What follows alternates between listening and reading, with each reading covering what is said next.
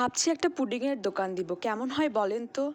আজকে আপনাদের সঙ্গে দেখাবো আম্মুর হাতের স্পেশাল পুডিং। আম্মু কিভাবে বাসায় আমাদের জন্য পুডিং বানায়।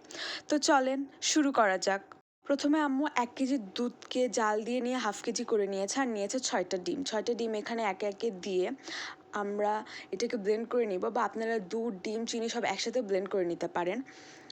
তারপর ব্লেন্ড করা হয়ে গেলে এর ভিতর দিয়ে দিব চিনিটাকে সুন্দর করে ব্লেন্ড করে নিব। দুধটা আপনারা জাল দিয়েও বেশি করে জাল দিয়ে নেবেন, তাহলে ডিমের গন্ধটা লাগবে না, বা দুধের ভিতরে এলাচি, তেজপাতাও দিয়ে জাল দিয়ে নিতে পারেন। এবারে দুধটাকে দিয়ে দিল মিক্সটার ভিতরে। এবারে দুধ, ডিম আর চিনি ভালোভাবে মিক্সড করে নিতে হবে। পরবর্তীতে আমরা অ্যাড করব গুঁড়ো দুধটা দিলেও ডিমের গন্ধটা থাকে না।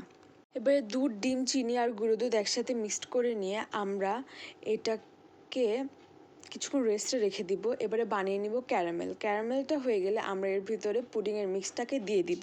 আর পাশে প্রেশার কুকারে একটা স্ট্যান্ড নিব, স্ট্যান্ডের ভিতর স্ট্যান্ড বরাবর পানি দিয়ে আমরা এটাকে জাস্ট 18 মিনিটের জন্য কুক করব, বেশি নয়, একদম কাটায় 18 মিনিট হয়ে গেলে আমরা চুলো থেকে নেমে নিয়ে এটাকে ঠান্ডা করে নিয়ে তারপর ফ্রিজে রেখে ওভারনাইট রেখে দিব।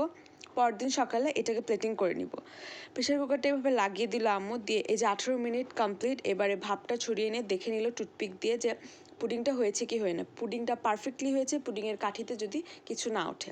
এবার এটাকে একদম ঠান্ডা করে নিয়ে আমরা সারা রাতের জন্য ফ্রিজে রেখে দিব। সকালবেলা ফ্রিজ থেকে বের করে নিয়ে এই যে দেখেন পুডিংয়ের ফাইনাল লুকটা কেমন হয়েছে আপনারা অবশ্যই কমেন্ট করে জানাবেন। ধন্যবাদ।